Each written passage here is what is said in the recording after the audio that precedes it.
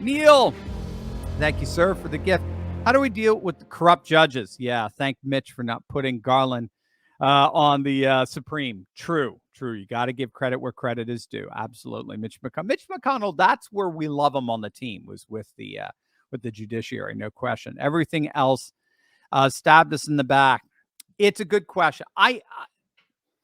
The way I understand it is that Trump has transformed the judiciary beyond our wildest imagination. So if you see these corrupt judges now, just imagine what it was like before Trump even took over. I mean, our whole legal system had gotten totally liberalized, totally secularized. Our judges have gone; they've turned their back from natural law. Natural laws where laws is discovered. It's not invented or made up. It's actually discovered because it's embedded in the world around us. It's part of the Declaration of Independence, right? Nature and nature's God, all that good stuff. So there are moral laws embedded in the universe.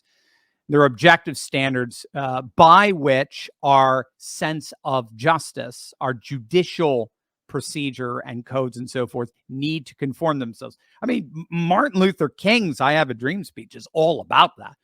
The civil rights movement was animated by the fact that our laws and our legal system was unjust. And the justice wasn't some woke, weird stuff. The justice was from the book of Amos or the book of Isaiah. He was appealing to a transcendent, classic standard of law and justice that's generally encapsulated in the Western natural law tradition. Our judges have now turned away from that, and they've embraced what's called positivist law. And positivist law is where you literally make law up. A permanent political class invents law. And here's the key. The law is always invented in accordance with what advantages them. It's always invented in accordance with what advantages them. And if you get to make up law, if you get to determine law, not only does the law always advantage you, but in a very real sense, you are quite literally above the law. The law flows from you. So that's, I think, the core to the corruption in our legal system. And Trump, as I understand it, has appointed upwards, what was it? Somewhere, I forget the figures, 20, 30, 35% of federal judges, appellate court judges, circuit court judges, and of course, 3 Supreme Court justices that have done something as astonishing as overturning Roe v. Wade, which was horrible law. Even pro-choice legal scholars admit that it was disgusting law in terms of the reasoning. It was just absurd. The overturning was brilliant. Alito's reasoning there was absolutely brilliant. And they've been stalwarts in defending the Second Amendment and so on. Eventually, they allow all these challenges to kind of go through the courts. So a lot of times it looks like, oh no, they're not going to take this case or that case. No, they're not taking the Second Amendment case as where it stands right now in the courts. They're letting it go through the procedure so as to have precedent, Second Amendment, Supreme Court precedent, defense of Supreme Court precedent, infuse and work itself into the system. Trump did amazing things with the judiciary, but again, Orban figured this out in Hungary, the Law and Justice Party, Conservative Party in Poland figured this out.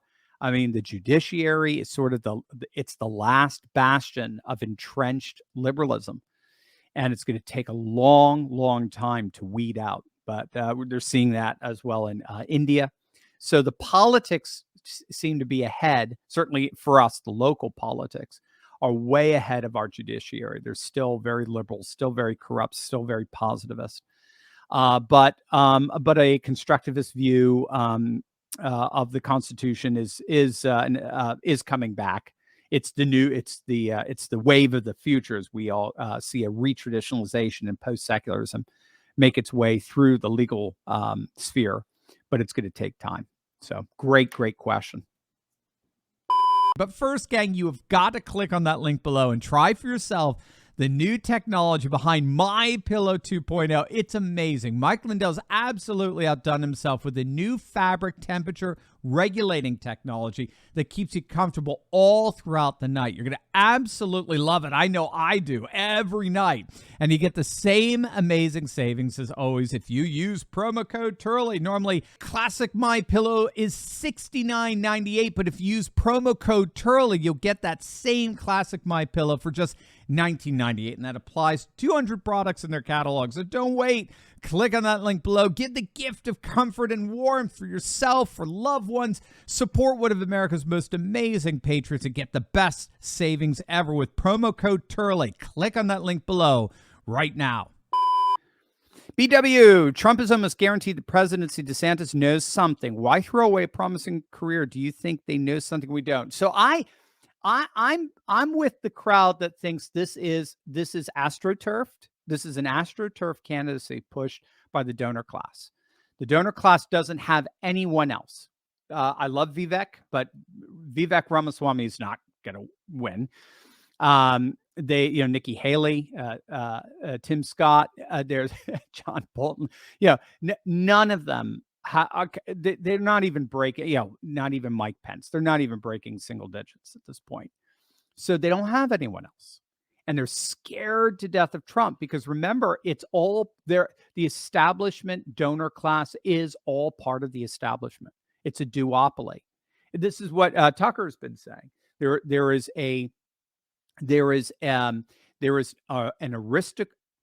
aristocratic class at the top of our society. This refeudalized caste system. There's an aristocratic class that's made up of both parties, but that operates by sort of a unified power and money dynamic that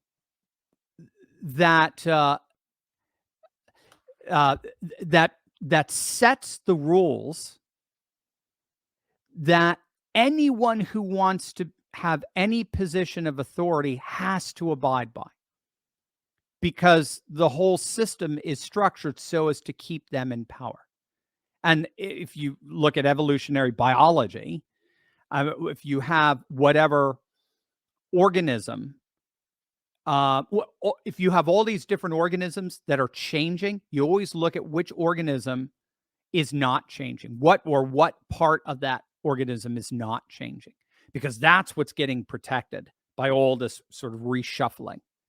So anything and everything that's happening has to happen to protect the core, the aristocratic core. And they don't have anyone to protect them from Trump. Sounds to me like he's ready to go full animal on them. Sounds to me he's ready to go full animal. And I think Victor Davis Hanson's talked about this. I think the establishment, the aristocratic class really feels like Marie Antoinette. They feel that Trump and the MAGA movement is an existential threat of the peasants storming the castle, it's the French Revolution, and they fear the guillotine, as it were, proverbially speaking, metaphorically speaking. So I think DeSantis is their only bet. So that's the reason why he's doing it. Why is he personally buying into that? Well, I don't know. Is it the same thing as Princess Bride, as Elon Musk was talking about? Promise me money, promise me power. I don't know. Good question. All right, next. Melomutz, something about DeSantis tells me he is a modified return to normal candidate for the establishment. Yeah, modernized rhino that says populist things. That's it. Melomutz, that's it. So it's an admission that populism is one. It's absolutely one. We're seeing it on the left. We're seeing it on the right. Populism is one. It's winning in Europe. Marine Le Pen is right now trouncing Macron in the polls in France, for example. I know they're not going to have an election I don't know. Macron could always resign, but absolutely. You look at Giorgia Meloni, she's the most popular leader in Europe right now. Viktor Orban, Law and Justice Party in Poland. The Sweden Democrats, just everywhere you look. The BBB, the Farmers' Party in the Netherlands, the number one party in their parliament right now. So populism is winning. And so you got it. What they're trying to do now is they're trying to put up a Manchurian candidate, a fake populist that they can control. They can't control Trump. That's the key. But they can control DeSantis because he's willing to be used as the surrogate for the exchange of money between the donor class and the class of strategists, the Karl Roves and the like, that receive the money and that together amass power. So I think you're absolutely right. I do. Now, again, I do like DeSantis. I like what he's done in Florida, but as he's coming onto the national stage, he's coming on the national stage with, with worm tongues all around him, speaking some pretty slithering things in his ears. And I think I think it's going to hurt him desperately.